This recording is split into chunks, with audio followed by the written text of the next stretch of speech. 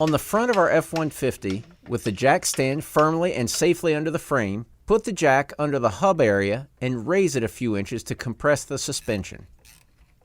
Now that we're ready, remove the top bolt from the shock. Keep the shock tube from turning by holding it with an open-end wrench like you see here.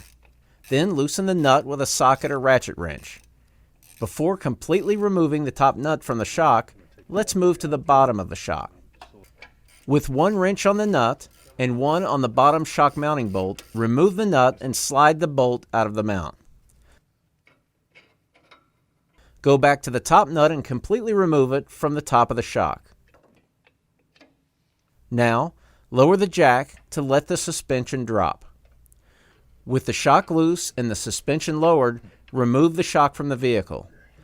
We needed to use a little extra effort to pry the shock out, but in just a few seconds, it was out and we're ready to install the new one.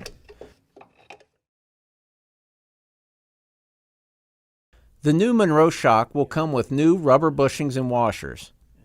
The bushings come molded to fit two different size mounting holes.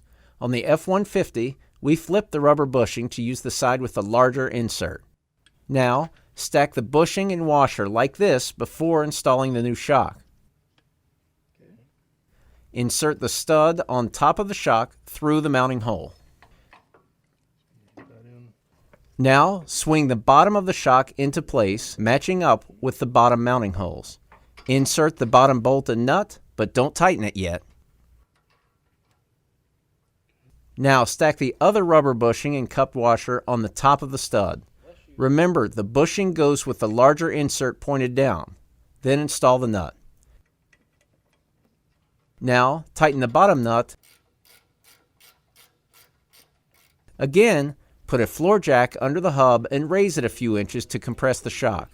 Using the two wrenches, tighten the top nut. Reinstall the wheel and do the same procedure on the other side of the vehicle and enjoy the ride. Think ahead. Think advance.